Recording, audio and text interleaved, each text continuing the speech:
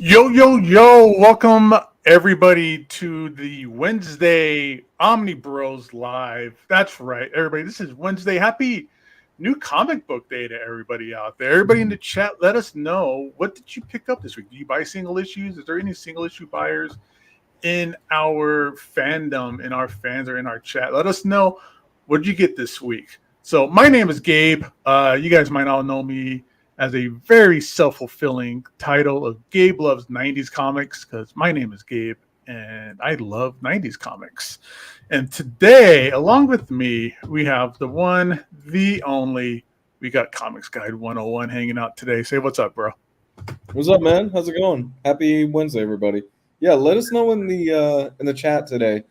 I know some of you guys are Wednesday warriors. You're still heading out doing that weekly tradition of buying your new books every Wednesday. Let us know what you picked up. Yeah, I'm gonna know what's good. What brought you out of the house to go to a comic book store today, of all days? You know, you go to a comic book store any day and pick up trade paperbacks and comics and stuff like that. But what's the book that goes, okay, I have to get this day one. I'm not gonna wait. Maybe it's a cover. Maybe you're a variant person. What's up? Let us know in the chat, because I always want to know kind of what's the deal with things these days. What's going on in comic book stores? But Lou, as of today, though, we do have some things to talk about. So this is for everybody checking out today, whether live or listening to us on our podcast version of the show, or if you're catching this on the rewind. We are talking about Halloween movies and TV shows, keeping it with our tradition this month of spooky Halloween topics and things of that sort. So we've been really keeping tabs on getting topics. We're going to be doing more topics, and kind of keeping like a list for ourselves. We were doing that in the chat. I was like, all right, guys, I'm gonna keep track. We got to make sure we have like a month of topics ready in overtime ahead of time. So yeah, we're gonna start getting that stuff more going along. So, Lou, a lot of stuff to talk about today. But first, we do got a couple things to get out of the way. Not out of the way, but we always got to give all of our love and shout outs to the mighty, the one and only InStockTrades.com, first of their name, son of DCBS, master of all 7 realms of omnibuses, trade paperbacks, and hardcovers. So InStockTrades.com is the place to go, everybody. Don't pay cover price for your trade paperbacks, omnibuses, hardcovers, collected editions. Go to InStockTrades.com, where you can get these books up to, if not more sometimes, at least most of the time up there, let's talk about 50% off. That's right. Up to 50% off on all new omnibuses, collections, and hardcovers, even older ones. If you look back, it might not be 50%, but you're going to be looking pretty darn near, a lot less than paying cover price for your books. So definitely go to InStock Trades, where orders, if you put in an order of $50, which is not hard, that's like one omnibus with a discount. Orders of $50 or more in the United States gets free shipping and awesome free packaging. It's the same packaging everybody else gets, and it's awesome and perfect. But free shipping includes awesome packaging, awesome customer service, the best prices, InStockTrades.com. Also, they are sponsoring the show. They've been sponsoring the show for a very long time, and they are hooking us up every month with a $50 gift card or $50 credit to InStockTrades.com that we give out on the last Monday of the month. We're going to have to double check that for this month, everybody. Don't quote me on it, because the last Monday is Halloween. Halloween is important in my house. I'm sure it's important for Lou. If anybody's got kids or family members, or if you were a 25-year-old loser like me and you still like to go trick-or-treating, then yeah. So we'll see. But shout out to InStock Trades for that. Also, a little bit more about InStock Trades. This is a long plug, but this is important because also going on now is our Omnibros discount code right here on the screen. Take a screenshot of that so you don't forget. Anybody listening at home, the code is SPOOKY, where you get you get to add on an extra 3% off your order, which is great. So 50% off, get another 3%. That's 53% off. So really great prices, even better with the 3% off discount. That is happening now and is good from our understanding until October 25th, which is a very special day. That code is good to October 25th, 9 a.m. Pacific Standard Time. So it is good up until next week's new books go out. So it's not going to be ready for next week's books. So if you haven't done it yet, hook up a instocktrades.com and get that code in there. Make an order. Or if you've already done it, do it again. That code is reusable. So that's cool and fun and all that kind of stuff. Whew, that was a lot to talk about, but thanks to InStock Trades for bringing that code back to us as well. That's fun. Also, just I'm going to shout it out. We get nothing back on that code. Like we get no kickbacks. We don't have any skin in the game with that discount code. So we don't get money out of it or anything like that. That's just something that we set up with InStock Trades when we started getting sponsored to give back. Yep. So nobody benefits that off more than you guys. So use that code. We appreciate it. Save yourself a little extra cash. Again, that's just us giving back to the community, giving out to the people who watch the show, share it around. It's just us giving back and bringing more attention in stock trades as well. Again, we get nothing out of it. So no commissions or any of that fun stuff. We are commission free here, everybody. Cool. I'm just going to keep talking. That's one of those days. Chatty day today. So here's our list of topics for this month. If you've missed out on our Red Robin discussion from October 5 or our spooky book recommendations from last week, you can go back and listen to those episodes, or go back here on YouTube and watch those episodes if you want to be a part of that discussion and watch that. But this week, we're keeping it in the spooky spirit. It's favorite Halloween movies and TV shows. So that's what me and Lou will be chit-chatting about today. You guys can chit-chat about that in the chat. Shout us out on that stuff. But that's kind of what we got going on today. And that'll probably come on later down the road. I'm sure me and Lou will talk about something like, favorite Halloween candy again or something like that. But anyways. Hey, by the way, my wife, she sent me another image today, and she makes a good point. There are candies that don't have a single name on them. They come in multiple wrappers, like the little wrappers and stuff like that, but they taste like shit. And I can't. There's literally no name to them. They're just a generic candy with no wrappers, and they taste like crap. I don't know. I mean, I know there's a lot of candy out there that is like generic wrappers, like we were talking about. We were talking about Halloween candy, the strawberry candy. I don't know what those things are called. Is there a real name to? There's no name on that foil. I just know it as that strawberry candy thing. The closest thing that I got to it was we ended up looking it up after, and they sell it at the dollar store apparently.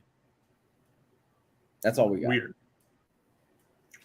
I don't know. I don't know where grandma's got that stuff before. Strange. All right, so let's see here. Hello, Gabe and Comics Guide. What shirt do you wear now with standing in full screen? Thanks. Okay. Let's see here. Lou, evening. How's everybody doing? All right, so let's kind of get this ready to go a little bit. Lou, you're the more Halloween horror movie guy in the group. So yeah, that's my bag. I love that is your bag. Yeah, you're definitely the horror guy. You're the one that recommends all that stuff in the chat. Or if we need a recommendation or an opinion, it's like, hey Lou, have you seen Hobo with the Shotgun yet? Or Absolutely. It's fantastic. It's fantastic. Fucking amazing. I love Hobo with the Shotgun. Okay, so yeah, tonight we're gonna run down a few things, mostly in the vein of our favorite horror and TV movie, stuff like that we remember as a kid and everything. For me, I think the thing that shaped my love for horror more than anything else was my favorite horror movie of all time, the original Texas Chainsaw Massacre. And the original Texas Chainsaw Massacre for me kind of has a special place in my heart because, as fucked up as it sounds, I remember the first time I watched it. I was over at a friend's house, and I was probably, I want to say 7 or 8 years old. My mom dropped me off. She's like, "Hey, you're just gonna go hang out with them for the day." I was like, "All right, cool." So my friend comes up to me and goes, "Yo, dude, I got this movie. Like my old man, I think everybody's got a story of how their first. When mom and dad disappears and somebody busts out that VHS tape, you know something's going on. It's going to be one or two things. It's only going to be like some really bad horror film, or the first time you're going to see, pornog. Yeah, I got you. You're not wrong. Yeah. Because, I want to show you this. Check this out. So he pulls out a VHS copy. It's busted up as hell. The cover is faded and stuff like that. It looks like the damn thing won't even play. And he goes, "It's called the Texas Chainsaw Massacre." And I'm 7 years old. I'm like, "What the hell is the Texas Chainsaw Massacre?" He goes, "Oh, bro, you don't know? This really happened. Like they found this tape and stuff like that. And this is real." I'm like, "Word?" He goes, "Yeah, you're going to love this." I'm like, "Oh, shit. All right, let's put it on." So we start watching the Texas Chainsaw Massacre, and I'm creeped the fuck out. Like that movie, by today's standard, it's really not even that gory of a movie. Honestly. No. If you watch it now, you're probably going to go, "This was way worse in my mind as a kid than what it actually was growing up and by today's standard." But it's still really effective because it's creepy as all get out, honestly. Well, it's also like all like practical effects, and it's the mid 70s, late 70s that movie came out. So there was no like, nothing really before it. So it was really new. It was very scary and entrapping, and you can feel that in that movie. Mm-hmm. Movies these days, it's really a lot more. It's older films and stuff like that. It's more environmental and atmospheric when it comes down to like being scared, right? Things like the Alien, where you don't see the alien but you're still afraid of it. You feel creeped out. Same thing with these kind of horror movies, where today it's like jump scares. Right. But back then, especially this movie is one of those first ones where it made you feel like immersed into it and scared. Right. Yeah, and the thing is, today we've got what's called the film snobs call it elevated horror, which is mostly the stuff that is put out by A24, where you watch The Witch, Midsommar, things like that, where it's very art house style of horror. It's shot beautifully, but it's still kind of creepy as fuck. The last movie that really fucked me up was Hereditary. I remember walking out of Hereditary like I had fucking Vietnam flashbacks. 1,000-yard stare. Oh my God. That was, I know we're kind of bouncing around all over the place, but it's fine. This is another. That's how these go. Yeah, this is another great movie. If you have not seen Hereditary, I am pretty desensitized to most horror at this point. Most horror doesn't really do anything. Yeah, maybe.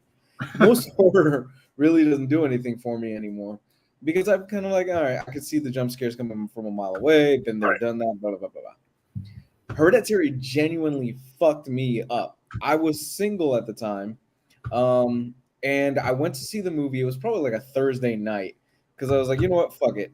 I don't care. I could be out late, whatever. I'll be in at work the next morning.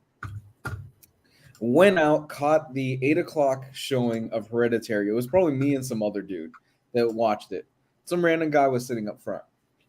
I'm sitting in the theater, and I'm like, all right, let's see what the hype is about this, because I had heard so many great things. Right. There was a point about 30 to 40 minutes in Hereditary where the movie fucking turns, and I go, where the fuck is this gonna go now? And have you seen this, Gabe? No, I haven't. No. Oh, I can't ruin it. I really don't. Yeah, don't ruin it. Yeah, don't. Yeah. You owe it to yourself, honestly, to see Hereditary. There is a point where it turns, and I was sitting in the theater going, okay, where the fuck is this shit gonna go? Because you've set this whole thing up, and now you've just taken it all. And I walked out of that theater, like I said, having almost Vietnam flashbacks. I went home that night, and I swear to you, I was probably about 25 years old, 25, 24. I left all the fucking lights on in the house. I just stayed in my bed, and I had the worst night trying to sleep. No film has done it to me like Hereditary has. Oh man, I'm gonna have to find a way to watch it because my wife is just not happening when it comes down to like scary movies or Yeah. like we'll talk about it a little bit later more or we could do it now or whatever. But like one of my favorite. I'm not a big Halloween movie guy. A lot of times, like I feel like horror movies and stuff like that you can watch all year round. I don't think you need to like relegate it to just the month of October. But in that vein of things, like Hellraiser. Hellraiser is like one of my favorite just franchises, like movie franchises. Just Yeah. it just has that. The first one is very close. Like it's all 90% of it takes place in like a house. Like it's filmed in a house for the most part. I think there's a sound stage for like the attic scene or whatever. But it's just this really close enticed movie. And then you got like these weird demons that show up and it's all about pain and pleasure and how pain is pleasure and pleasure is pain and that's your suffering and it's all dragging people to hell and being ripped apart. It's really, especially for something like that where it's all practical effects and it's Clive Barker's first film that he ever did based off of his own book. It's just this weird incredibly just scary in the idea of that being something more when it comes down to the idea of pleasure and pain and what that means to us and how our bodies interpret that and things like that. And then also I was there when I was watching it not too long ago on Amazon. And on Amazon, you have like little things on there where it kind of gives you like trivia and updates and cool things about the movie and stuff like that while you're watching. And at one point, the movie was based off of Clive Barker's book. I forgot the name of it. I'm sure someone in the chat will correct me. But they just didn't like the name. They're like, oh, that sounds too romantic. And we don't want people to come into this movie thinking it's romance and people are getting shredded apart. So the whole writing staff was coming up with names for the movie. And a 60-year-old woman wanted to call it something along the lines of what a woman would do for a great fuck, because that's kind of what the movie is originally about. Is this lady just ends up having an affair with her husband's brother, and it was to the point where she would do anything for him, and that's what the movie kind of circles around about. Like the human side of things is about her doing whatever it is for this one man she hooked up with. So it's a different kind of film, but those kinds of films my wife won't watch. She won't watch scary things or torture or things like Saw or Hostel or things like that. So it's really hard to kind of get her into watching scary movies. So I'm going to watch this on my own one day. That Hereditary. So your wife isn't really into the torture stuff, right? Like Hostel. No. You get into it. Yeah, all that stuff not for her. Not for her. Yeah. So I saw Hellblazer. Jesus, now I'm blanking on what were you just Hellraiser? Hellraiser. Yeah, I don't know why I was having trouble with that one. So I saw Hellraiser for the first time probably about 4 or 5 years ago, and it really was like, whoa! I could see how intense something like this would be in the 90s. This was Hellraiser was what, 90s, 80s? I think something around that. Late 80s, I think. Was it early 80s? I can see how dealing with subject matter such as that, especially stuff like what it deals with was a bit more taboo in that point. 78 or I'm sorry, 87. So dealing with subject matter like that was super taboo probably back then. That when people first saw Pinhead, they were like, what the fuck is this thing, dude? And then you've got the Cenobites and all this other stuff. But I have still not seen the new Hulu version of it, which I heard is actually not that bad. It's pretty good. It's good. I saw it the day it came out. Yeah, it's I mean, I don't know what it is. I don't know what more people can do with Hellraiser. They all seem to kind of get stuck in the same kind of tropes, film after film after film. And it's a little bit more of that. But it's modern, it's a modern take on the human side of things and stuff like that. But it's a standard Hellraiser movie in terms of like, it's not in space like Hellraiser 3 or 4 was. Wonder Woman, he's in space. But yeah, it's a standard horror movie kind of thing with the Cenobites involved. So does Hellraiser go to the hood? Yes. Really? Yes. I'm sure he goes to the hood. I've only seen the first one. The first two are really good. After that, it kind of gets weird. Like, not cool weird, but just like, this doesn't make sense anymore. Like, why is he in space and stuck in a computer? And stuff like that. Yeah. Yeah, no, those movies are fun though. And then like kind of bringing around the comic books a little bit, sort of more of the manga. When I first started reading Berserk, I was like, that's the Cenobite. That looks just like the Cenobites. Okay, Yeah. I kind of get an idea what's going on here. Yeah. Yeah. Yeah. Hellraiser is one of those things that it never appealed to me, and not only that, but even when I was a younger kid, it just Pinhead freaked the fuck out of me. Just the overall, when you look at the design of Pinhead, Mm-hmm. it's nothing that is like what the fuck. It's nothing that disgust you or anything like that. Like, you see Leatherface is like wearing obviously somebody else's face and stuff like that. Like, Yeah. that's nasty. Pinhead is more. It's just weird. You know what I'm Yeah, saying? he's like wearing like a dominatrix kind of outfit, kind of sort of with a bunch of Right. open wounds and things. Yeah. Yeah, right. And then he's just got, obviously the pins all over his head. So stuff like that it's just more weird looking than gross to me. So for my next choice, I'm just gonna be spitballing off the top of my head. I'm going through like my catalog in my brain right now. I'm going to go with let's go with one that I've talked about for a few years now. I'm gonna go with Wreck. Wreck is fucking amazing. Have you ever seen Wreck? I haven't heard of this. This doesn't sound familiar. Wreck. Okay, so Wreck was a film that was made by two brothers. There's a sequel. There's like 4 movies. Only the first 2 are good. You kind of see the pattern that what's going on with most horror movies. Yeah. Only the first 2 films are really good. But Wreck is a Spanish film. They did a remake of it a few years after the first one came out called Quarantine, and that was okay. Wreck follows a reporter, and it's all it was during that time with the found footage shit, but this is actually the most effective form of found footage stuff. Wreck follows a reporter who she is doing a case study of firefighters and stuff like that. And one night she gets a call along with these firefighters. Hey, something's up with this building. You got to come to the building. Go.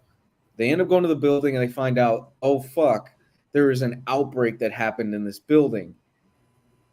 They try to escape the building and they find out that the whole building has now been quarantined by a SWAT team, and anybody that gets even close to the side of the building gets shot and killed. Meanwhile, there's like the zombie infection inside of the actual building. Oh my god, Wreck is so fucking good, dude. Oh, I fucking love that movie. Yeah, I'm looking it up now. I put it in as wreck, like car wreck, but it's REC, like record. Right, because it's found footage. Yeah. And it's fucking brilliant, dude. It is one of the most effective horror films that I've seen in a long time. And I really recommend if you get a chance to watch it, but watch it with headphones on because the sound is really good. The sequel is just as good, if not even better. It's called Wreck 2. And Wreck 2 takes place the same time of Wreck 1. And in Wreck 2, you're actually following the SWAT team as they go inside the building and try to clear out the building. So you're so it's from their side of things. Right. And the thing is, it's really cool because if you watch the films back to back, you can see in Wreck 1, there are certain shots where you see the SWAT team coming in. And in Wreck 2, you could see it from their point of view as they're looking at the people that are just looking at them in Wreck 1. Oh my god, dude, it is great stuff. Now, let me ask you this, because I'm curious now. Or I don't know if you know this, but do we know, did they film them at the same time, or did they film Wreck and then go back and reset up everything all over again and do Wreck 2? I honestly don't know because I saw Wreck 1 and Wreck 2 the same night when I had watched them. So I don't know how far, but it's convincing enough where you could go, maybe they did film this at the same time. And the thing is with Wreck 1 is that Wreck 1 sets up a lot of things and you think it's a zombie film. And then you get into Wreck 2 and you find out more of what's going on in the building and you go, oh, fuck, this is a lot more fucked up than what we thought it was in the first film. That looks cool. I've always seen the images of this and I always wondered what it was. So yeah, Wreck is definitely one that I highly recommend all of you out there that are watching this, maybe in the replay or whatever, to go right now and watch it. I'm pretty sure it's on Amazon Prime. You can rent it. They have a box set of the 4 films that are out. Only the first 2 films are worth watching. Wreck 3 and 4 are not that great. Yeah, they're terrible. But they made 4 of them. Jeez. Mm-hmm. Yeah, they made 4. They're Wow. not that great. I'm just surprised they did 4. Like, and I've never really heard of it before. Like, I never really heard anybody talk about it before, and then to hear that it's getting like 3 sequels made, that's cool and all. I just it's just completely under my radar. Yeah, dude, I'm telling you, watch them, and I guarantee you'll have a good. They're fun movies. The 2 movies are really fun, honestly. Very effective horror. So one of the things with the Halloween movies, like I'm not super big in, like I said, like watching horror movies during Halloween. Like I feel like you could do that all year round. It's not a big deal. I like movies more that are actually like kind of Halloween themed. Mm-hmm. And one of my favorite ones. Let me see. I'm trying to get these pictures to roll up as we talk about stuff too. One of my favorite. It's a great, really cute animated movie called the Halloween Tree. And what it is this is great. I remember when I first watched that, I just kind of stumbled upon it like on Cartoon Network when I was younger. And what it is, you've seen this? This. Yes. Yeah, I remember this. It's great. It's about a group of kids, and one of them is like the coolest kid in the group. Like he's like the coolest kid in school. Everybody's his best friend. Everybody wants to hang out with him. Like he's that kid, and he's their friend and like the leader of their group. And they go to his house to get ready for Halloween, and they realize like something's weird here. Like the kid's name's Pip, and they're like, Pip's house is usually completely decked out for Halloween. There's cobwebs in the trees and pumpkins all over the porch and all this stuff. Something's wrong. They see that he's being put into an ambulance and driven off to the hospital, and they find out that he went to the hospital for appendicitis. So like the coolest kid in school, like their favorite friend, isn't able to go with them on Halloween. And as they're going through town, doing their own thing, getting ready for Halloween, they stumble across this haunted house. And because they realize as they're going back home that they saw that their friend that went to the hospital now see a ghost of him. So they're following the ghost of their friend throughout the town, and they end up in this haunted house with this like crypt keeper style character that lives in the house. And this crypt keeper character is the character in the movie that kind of progresses the entire story, because he's the one that takes all these kids who are dressed up like skeletons. One's dressed up like a skeleton, one's dressed up like a mummy, one's dressed up like a witch, and he takes them all through like time and different parts of the world and different times in the world to explain to them the different origins of Halloween throughout different cultures in the world. So they trick you into learning stuff, and I hate them for it. But it's great because this is where I originally learned about Day of the Dead when I was a kid. I learned it from here. I was like, that is really cool how they more celebrate their lost family members and friends than mourn them all the time. They go there to like their graveyards and they set up food and flowers, and it's like a big festive thing, and it's really beautiful. And then even how like Egyptians and how they were the ones that with the mummies and the idea behind a mummy and the king and the rulers of Egypt at the time, and origins about the Salem witch trials. So there's a lot of really cool, fun stuff in here. It's not scary or spooky per se. I mean, there's some scary moments in it if you're a little kid or something like that. But it's things like this where it's like it's a family film. Like you could sit and watch it alone. You can watch it with your kids. You can let your kids watch it alone. You can watch it with them, and everybody gets something new out of it. So again, I like movies that aren't Halloween where it's like, oh, everything has to be scary and spooky and weird.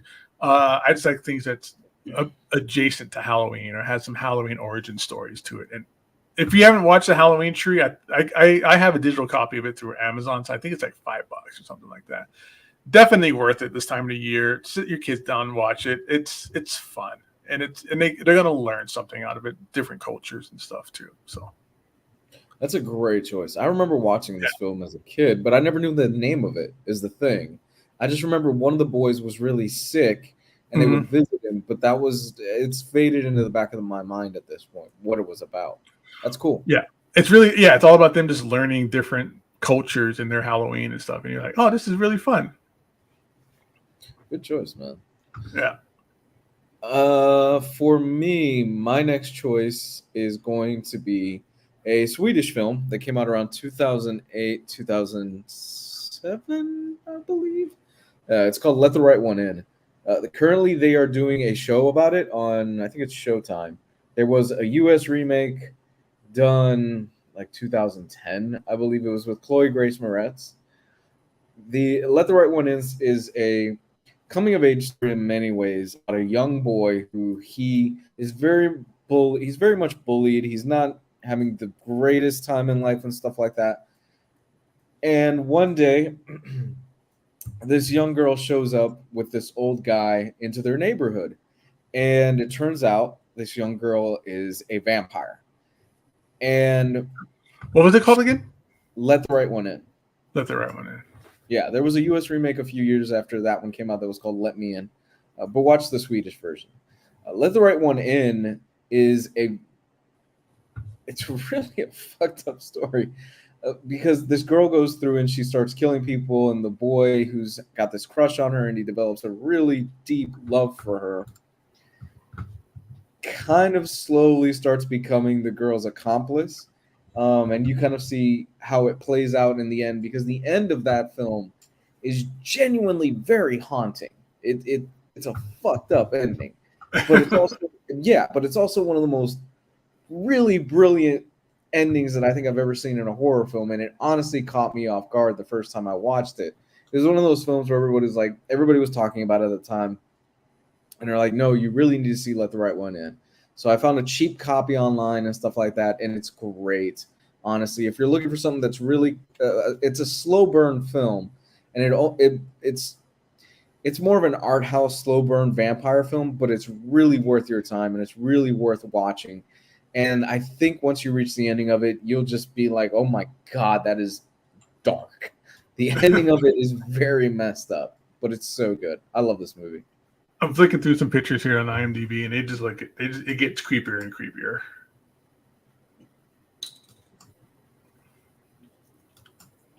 So he says it's a slow burn, so you kind of got to sit through a lot of like exposition and things happening before like it really gets into things.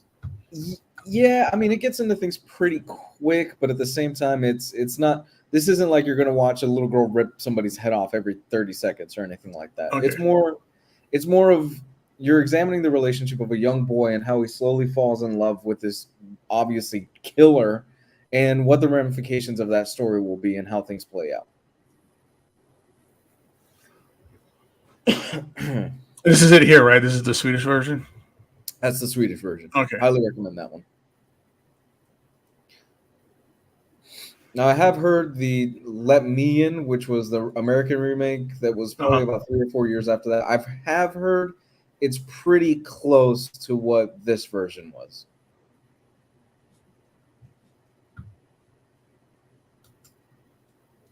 Cool. Another one to add to the list, man. Jesus. Another one I've never heard of. Like, you really just bring out you bring out the A-game stuff. It's like, I don't even know what this movie is. I haven't heard about this. Now I got to try and watch this somehow. Yeah, I'm kind of trying to, because, everybody's seen. Tonight I'm kind of going for the more maybe obscure stuff. Yeah, because that's good, though. Because, I mean, everybody knows Freddy Krueger and, Jason Voorhees and, Right. Your standard,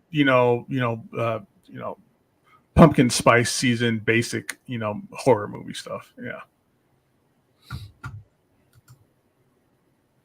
What else you got? All right. So what I got coming up here, I was trying to bring up some photos and stuff. Next one I got here is Beetlejuice. Say it 3 times. Classic movie. Say it 3 times. He shows up and wrecks your life. This was always like a creepy movie to me as a kid. I'm trying to share the screen for it and stuff, because it was one of those things where like the main characters die, and you kind of get to see like the afterlife and the idea of, what happens when you die, what happens to all your stuff, some random person just ends up buying your house and just kind of junks all your stuff and things like that. But it's also just like this like original movie, though, which is really something that I give it a lot of love to for being this kind of a film, of it being like a Tim Burton film and things like that. It's just, again, with Tim Burton films, it's just a completely original idea. just the idea of having like these afterlife people and having like this demon mischief Loki type character be like their guide through the afterlife, and him trying to, get them all caught up and try to marry, their daughter so he can come back to life, and all kinds of. It's just such a great film. It's not spooky as in like jump scares, but it's scary because it's monsters under the bed kind of things, and giant worms, and there's some in Tim Burton-esque styled creatures and stuff like that. But it's all in like goofy, good fun, but with that little bit of like scariness mixed into it too. So it's fun and silly, but it's also kind of dangerous. Yeah, this is hands down. This is a classic. I mean, if you have not seen Beetlejuice, what are you doing with yourself? Honestly, Michael Keaton delivers just a classic performance. And the crazy thing about this is that they've been trying to get a sequel of Beetlejuice off the ground for years. I think it's called Beetlejuice Goes to Hawaii. There's a script online that you can read about it. I'm not kidding. Yeah. I've heard about that before plenty of times. Yeah. Yeah, there's a script online, but they just could not ever get it off the ground and stuff like that. There's been talks of, even in the last few years, of Michael Keaton coming back and doing the character again. And this is awesome. I mean, just super fun, super campy, but at the same time, it's got its moments where it's like, oh man, this is kind of effective. It's really a cool film. Yeah, and it's great. I mean, it's perfect for Halloween films. It's fun and creepy, and it's scary. In those terms of things, and it's just, again, another kind of all around just enjoyable film that doesn't have to be slasher films and stuff like that. So right. Love this. And then you get like so many great one-liners in here. You get Gina Davis in here, Alec Baldwin at like their prime. Like I was watching the trailer and I forgot that was Alec Baldwin because he's so young and handsome again. You get to see some really great moments in these films with these great actors and stuff. Yeah, you genuinely forget Alec Baldwin was a stud. He was a good-looking dude. He was younger, You kind of see him now and you're like, oh, he does. Not that he's a bad-looking guy now, but he's put on a lot of weight and stuff like that. And yeah, he's a middle-aged guy. Yeah, totally. So he's a middle-aged guy now and everything. But it's like, man, you look at this now and go, oh, I can see why he was a heartthrob back in the day. Yeah. It's same with even Gina Davis in here and Winona Ryder. You're like, oh, that's the girl from Stranger Things, but like, she's always like a babe. Yeah. I saw an interview with her and the other guy from Stranger Things that played Red Guardian. David Harbour. Yeah. And she was saying how, she was like, I was never that big of a star or like a sex icon or anything like that. And he's like, do you not know who you are? This is this pre-Batman or before Batman? No, this is before Batman. This is 88. So that's what's one of the things when Michael Keaton got cast as Batman, it wasn't like, oh, that's great, we love it. Nowadays everybody's like, oh, Michael Keaton's my favorite Batman. Right? But when he was first cast, and you can go back and there was no internet back then, but you could look at some like Starlog magazines and things like that, where it was just basically like Mr. Mom is going to be Batman. Like there's like there's news reports and news stations that did reports about it, and you get people that are like, no, he's not muscular enough. He's kind of a wimp, and his hair's thinning, and all this kind of stuff. So it's the same kind of rhetoric that we hear about every other casting there is. Right? It was the same thing when they cast Joker, when it was like, oh, the gay cowboy is going to be the Joker. That was the whole mentality about it back then. It was like, and then he becomes like everybody's iconic Batman. So same with this. Michael Keaton Batman's iconic for people, especially like our ages. Like that's our Batman. But before, when they cast him, it was a complete wreck. Like everybody hated it. It was just everybody hated the idea of him being cast as Batman. Yeah, it's so much so that now everybody's going, what the fuck do you mean he's not going to be in the new movie? Because there's rumors that they brought back Batfleck and they're not going to have Michael Keaton. You can't do that. Honestly, you want the theater to burn down, you got to have Michael Keaton in the bat suit in that movie because you teased us. You got to finish it. You know what I'm saying? Oh yeah, especially the new Flash film. Like, are we still getting Michael Keaton as Batman? That was like the big draw. There was even like it did so much to kind of promote the idea of him being in the Batman films or him playing Batman again. So there was like a Batman '89 comic that came out. There was like there's like costumes that styled Batman '89 styled costumes in costume stores now for Halloween. Yeah. So yeah, I hope he just needs to be freaking old man Batman and give us Batman Beyond already. Please stop it already. Why is that not a thing? It should have been a thing years ago. We should have had that by now. There's so much. I'm not a movie executive or anything. I don't run a movie company, but I don't know why. Hopefully, Black Adam is the spark to kind of set that back on fire, because I want great movies from both DC and Marvel characters. Yes, get their best due and their best representation, and be part of pop culture.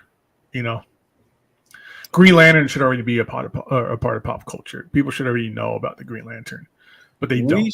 We should have been at Blackest Night at this point with Green Lantern. You should have had Batman Beyond by now. Plenty. We should have been like 4 movies deep in Batman Beyond by now, I would think. Yeah. We should have had Power Girl by now. Things like that. Yeah, we'll get there. I hope one day it'll happen. We'll see. It's not within our sphere of influence or control, so nothing we can do about it. We can just hope. What do you got next? What's your next movie up, bro?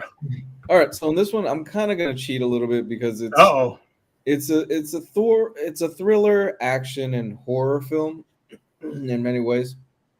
This one's called I Saw the Devil. This is a Korean film. It was made in 2010, and it centers around a cop. This cop who is hunting down this serial killer ends up getting in way over his head when the serial killer ends up killing his wife, and before he does that, he does some really horrible stuff that I'm not. You get the hint. you get the hint what he does, and he disposes of the wife's body in a horrible, tragic way. The cop then, I fucking love this movie. It's fucked up. The cop, he then hunts down the serial killer, finds where he's at, tortures the fuck out of the serial killer, and then lets the serial killer go. And then proceeds to do that throughout the whole film. He finds him again, tortures him, then he lets him go. And that is the sequence of events throughout the whole film. It's so fucking great, though, Gabe. Oh. You would love this movie. You would honestly love this, dude. It is. It sounds great, man. It's just another one you just brought up. Right? I've never heard of that. Well, why have I not heard of that before? Yeah. How's that not like on like every other horror list? Yeah. So I mean, I'm cheating a little bit because it's more of a action, but it does have horror elements in it because you're dealing with a serial killer. There is one scene in particular involving a mansion later on that is really effective and really frightening. But I Saw the Devil is brilliant. It's super fucking dark. Very, very dark. I'm warning you right now. It does deal with some very dark themes that I alluded to earlier. So if you're super sensitive about that stuff, you might want to skip on this one. I'm giving you guys the fair warning right now. But if not, this is a great Korean film that I highly recommend everybody watch. And you can't go wrong with I Saw the Devil. Honestly, great premise, super cool theme. And they make the villain, this fucking serial killer, they make him just, you want him to get his fucking comeuppance, and every time the cop catches him and fucks his life up and fucks him up, you just applaud it every single time. I love this film. It looks, yeah, that's the thing with like these like Asian films that we've been getting imported over. There've been so many great ones coming over these days lately. Horror films like The Ring, like the original Ring was like was an import. What was that one that won all the awards? It's another. I think it's another Korean film. Dang it! Are you talking about Parasite? Are you talking about Parasite? Yeah, Parasite. Parasite isn't really a horror film, but Parasite has. It's not really a horror film, but there's one scene in particular that is like, what the? It's effective. It's very effective. But I'm just saying in general, like we're getting so many of these great movies just coming over from that, or from there with all. Yeah, Korean cinema, man, has been the shit. Yeah, Maxim. Yeah, Gabe's been back. How long have you been back now? 2 weeks? 2 months? Has it been that long? No, it's been a few months. Yeah, almost 2 months, I think. Get close to the 2 month mark on things. Yeah, I've been back for a while, man. Yeah, just came back in. Get the social media back going again, got the podcast rolling as well. It's been fun. Oh, yeah. So, Gabe, out of all the ones that I recommend, I think you should put this one at the top of your list. I think I saw the devil. I think you and if your wife's not too sensitive about that subject matter, I think you and her will really enjoy this. I'm gonna try. I want to see this stuff. Like I like just watching good films, and it's fun to be scared. It's kind of the thing behind these. It looks great, man. The trailer looks fun.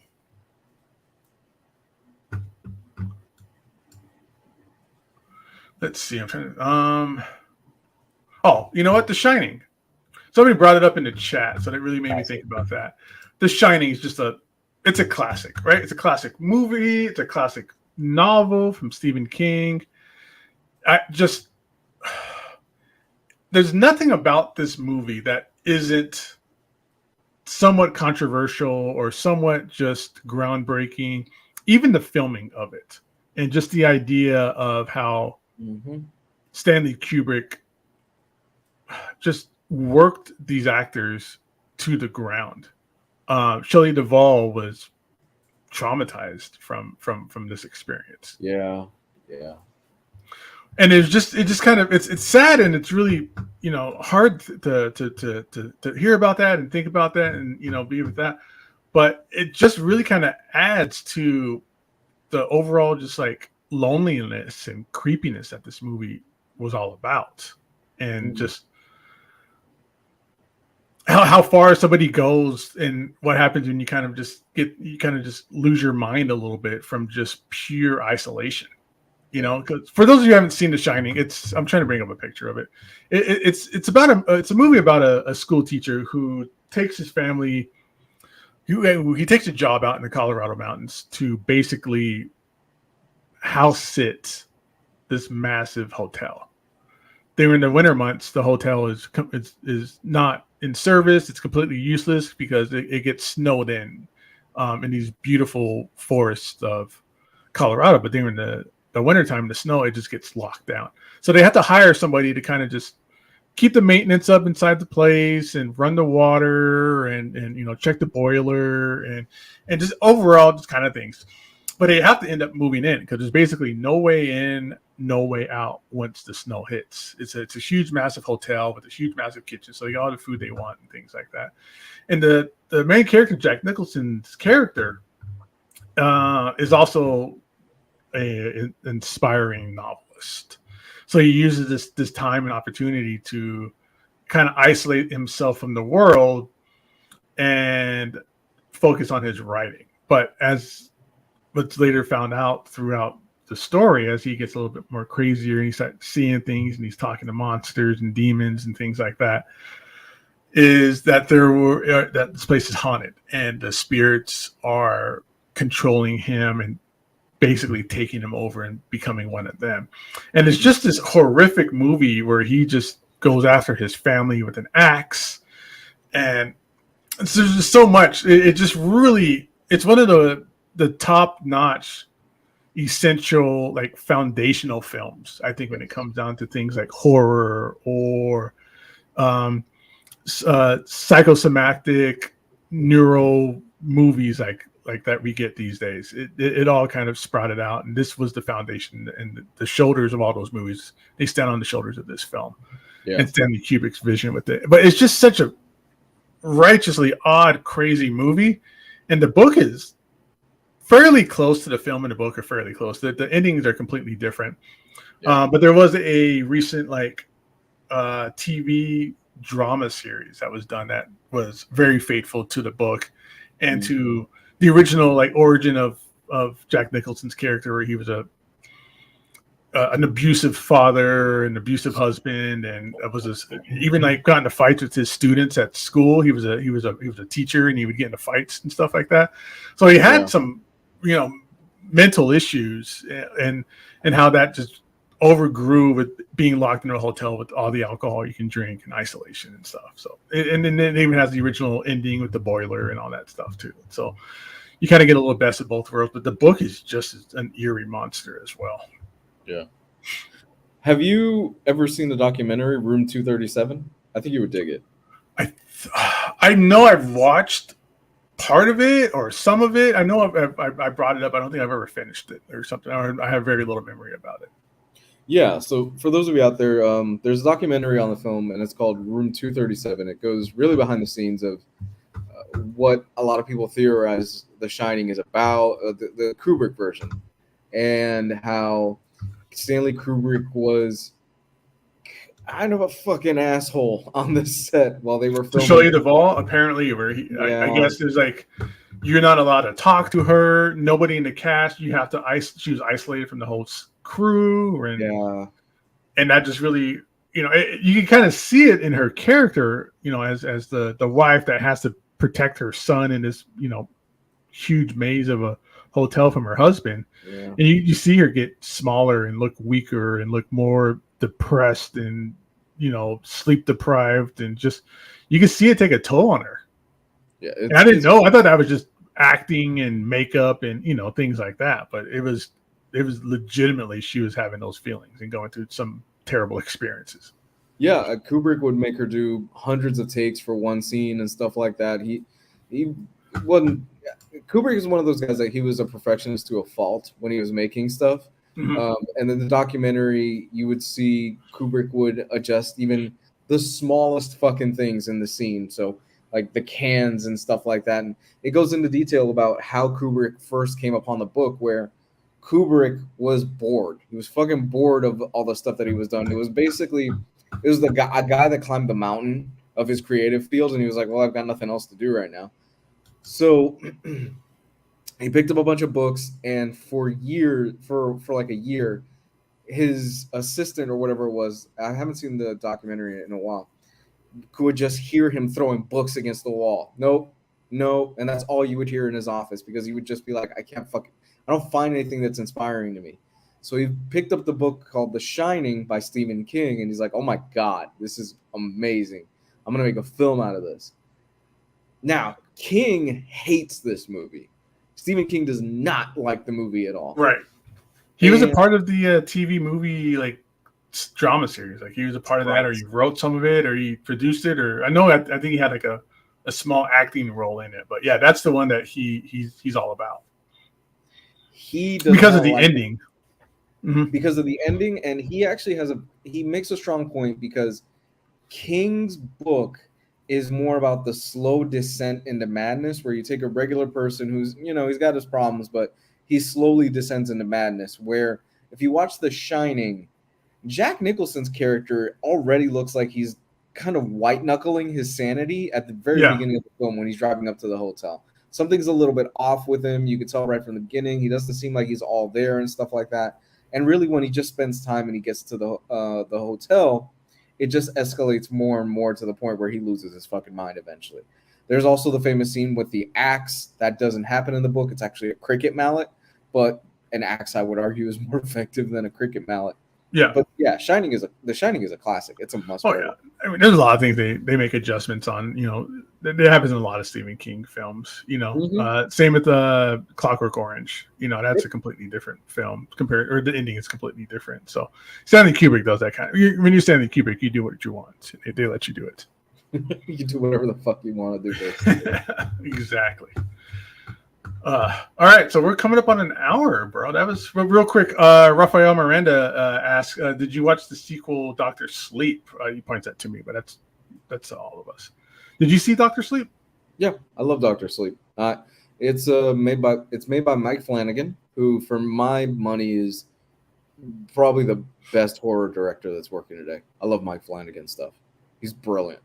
Yeah, it follows Danny as a grown up, the little boy in the first book film. I remember I gotta watch it again. I think I watched it like too late one night. It just wasn't focused in. I just remember like, there's no way they drove up that snowy mountain in that crappy 1992 Geo Metro. Like I'm out of this movie. No way that's gonna go up all that snow and logs and stuff. No way. Geo Metro. They didn't put fucking chains on the tires or anything. Yeah, nothing. Like, it was like some crap. It was like a Geo Metro or Ford Taurus or sorry to anybody that had those cars or has those cars. I drove shitty cars. My first car was Ford Escort. But yeah, I was like, what's this garbage car? There's no way that made it all the way up the hill, like on a snow, like in the middle of winter, like 6 feet of snow, and it just going through it like nothing. It took me out of it.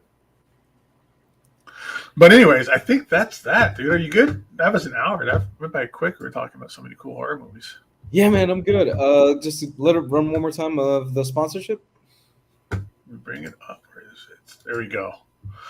All right. So everybody, thanks everybody for showing up. Everybody here, give us that thumbs up. If you're watching this on the rewind, give us a thumbs up on it as well. Subscribe. But much shout out and love to our longtime sponsor, InStockTrades.com.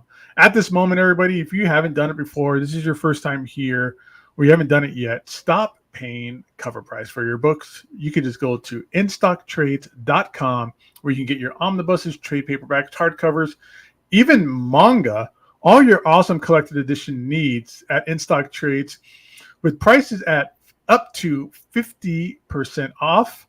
Also amazing packaging. This packaging is industry standard. Free shipping if you place an order of $50 or more in the United States. Awesome customer service, InStockTrades.com. Check them out. Tell them Omnibros Live sent you. Also with that, they give us we do a $50 gift card giveaway to InStockTrades.com also once a month, and that'll be next Monday on Halloween, maybe. Don't quote me on it. We're going to try and figure that out because it's Halloween. Maybe we'll do it next week. I don't know. Either way, just watch us every Monday. There's going to be a giveaway sooner or later. You get a $50 gift card. With that said as well, where's all these pictures, dude? Happening now. All right, this is your chance. Starting now till October 25th. If you go to InStockTrades.com and you put in the code SPOOKY when you check out, you'll save an additional 3% on your order that's already slashed by 30, 40, 45, 50% off. Save an additional 3% with the SPOOKY code at checkout. That's good now until Tuesday, October 25th, which is next Tuesday. And the code will expire before the new books for next week go up. So make sure you use it before then. It's not going to be good for next week's books. So either way, everybody, check out InStock Trades. A lot of good stuff there with all of their sponsorship here on the show. All right, let me bring all this stuff down. All right, Lou, you ready to say goodbye to everybody? Yeah, man. Let's go ahead and wrap this thing up. All right, Lou, where can people find you all over the interwebs? You can find me at Comics Guide 101 on Twitter and Comics Guide 101 on YouTube, where there is an archive of a bunch of old videos. And me, everybody, if you want to follow me in Instagram is the place. Okay, so hit me up on Instagram. Gabe Loves 90s Comics. That's where you can find me, where I post pictures of comics, omnibuses, random stuff. It's just a thing. So you can hook me up there. Again, everybody, thank you so much for coming in, chatting up, listening to us talk about our favorite horror and Halloween-styled movies. And until next time, I want everybody to have a great day, and we'll see you later.